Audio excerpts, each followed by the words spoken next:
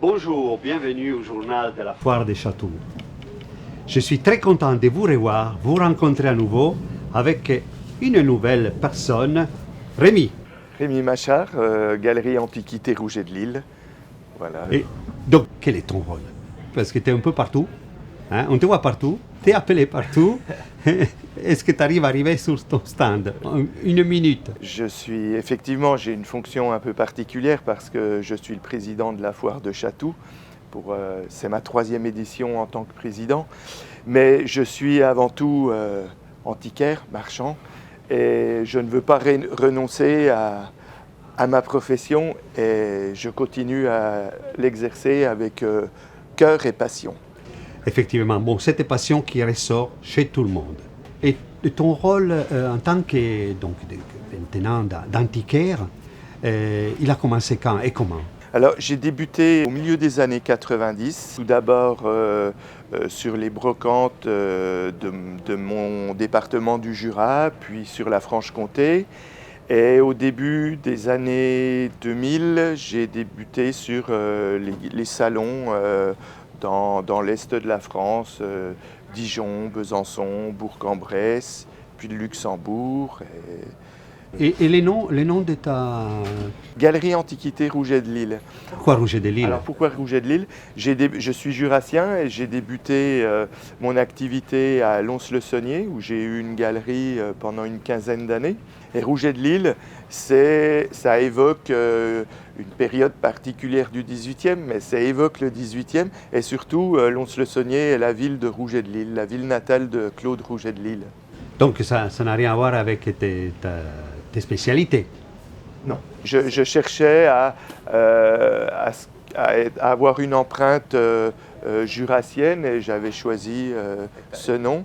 Et puis j'ai quitté le Jura maintenant depuis une dizaine d'années. Et c'est ma raison commerciale, Galerie Antiquité Rouget de Lille.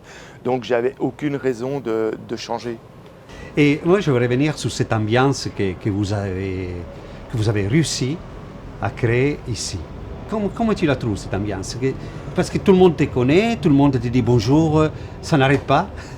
La Foire de Chatou, c'est une ambiance qui existe depuis 52 ans. Je n'ai pas du tout la prétention d'avoir créé cette ambiance. Je suis aujourd'hui simplement peut-être le continuateur, le passeur de l'âme de la Foire de Chatou. Mais je ne l'ai pas créé, je n'ai pas cette prétention-là. En tout cas, tu arrives bien à la gérer, cette situation qui peut être aussi parfois difficile à gérer. Hein.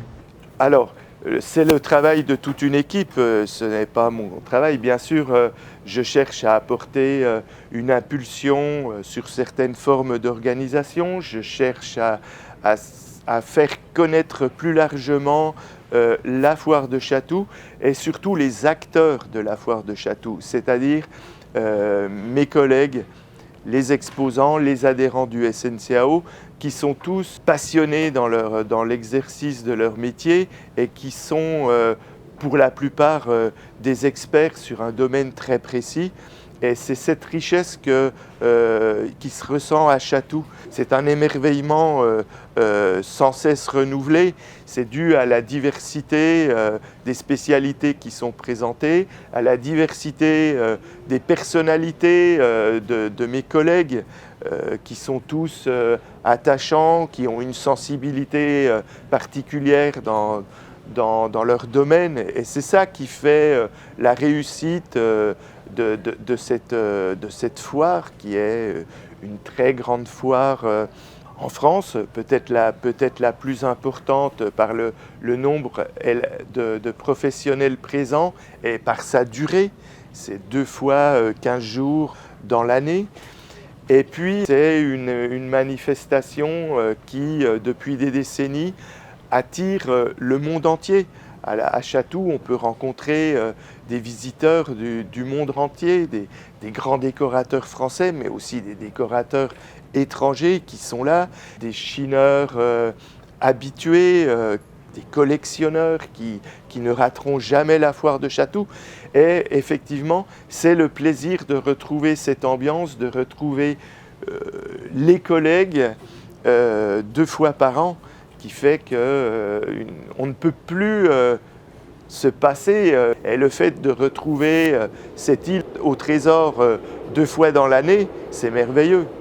Oui, mais j'ai quand même remarqué que tu tiens particulièrement à avoir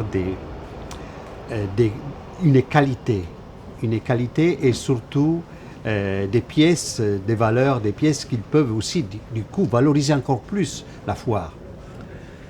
Alors, je cherche avant tout à ce que la diversité soit présente. La qualité, on peut la trouver dans un objet à 30 €. Si c'est un petit objet de collection, on peut la trouver sur tous les stands. Ce que je veux, avant tout, c'est que la foire de Chatou soit une vitrine de l'authenticité. Et c'est vraiment à cela que je veux m'employer.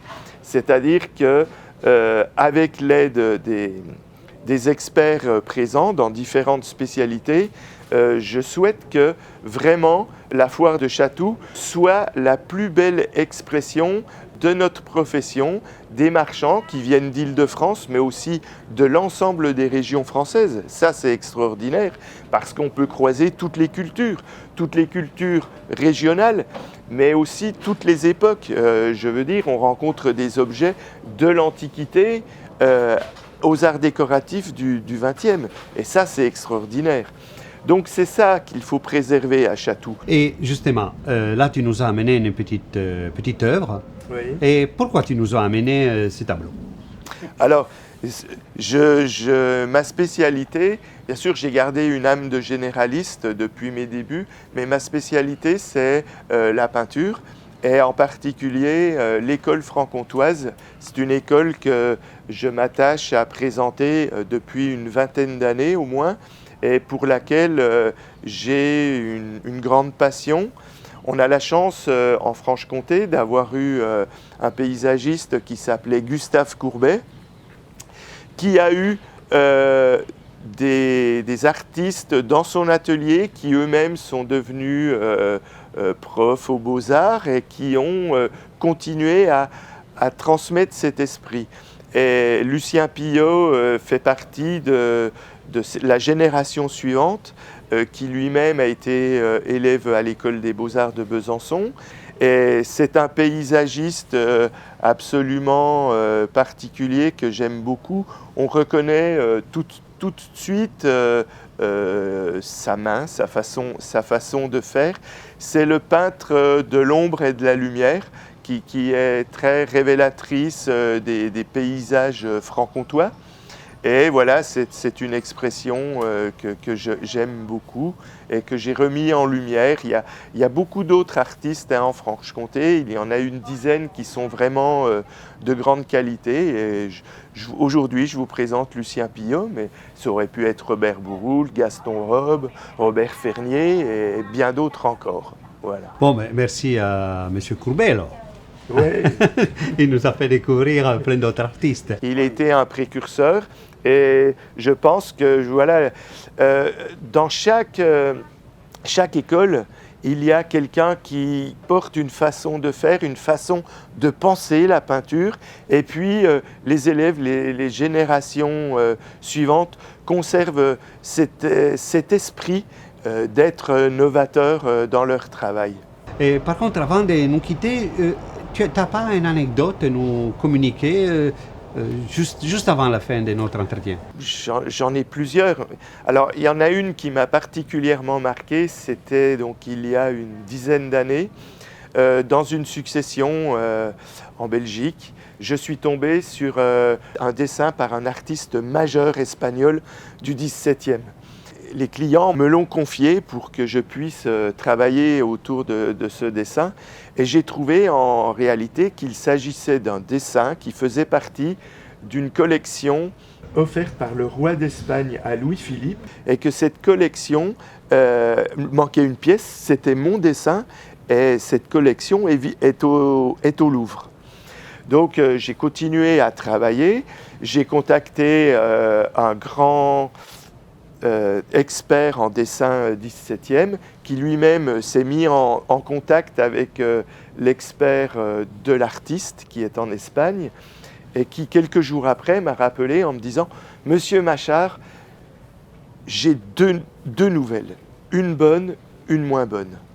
La bonne nouvelle, c'est que c'est vraiment le dessin qui manque dans la collection du Louvre.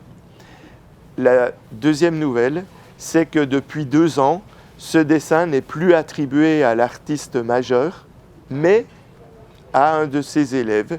Il y a eu une thèse qui est sortie, une thèse de 3e cycle, qui est sortie sur cette série de dessins, et on ne peut plus l'attribuer à cet artiste majeur. Donc, c'était une satisfaction personnelle d'avoir trouvé ce dessin, de l'avoir reconnu quelque part, mais j'avais dans les mains un trésor dont la valeur a été divisée par 100 du jour au lendemain. Et maintenant, il est où ce dessin? Il fait partie de la collection? Vu que ce dessin était estimé cette fois à 2 500 € et non plus 250 000, mes clients ont préféré le garder en souvenir. Peut-être qu'un jour, il rentrera à nouveau dans les collections du Louvre. Et c'est sur ça qu'on se quitte pour un prochain journal. Donc, ne quittez pas, nous on est toujours là. Au revoir et bonne journée.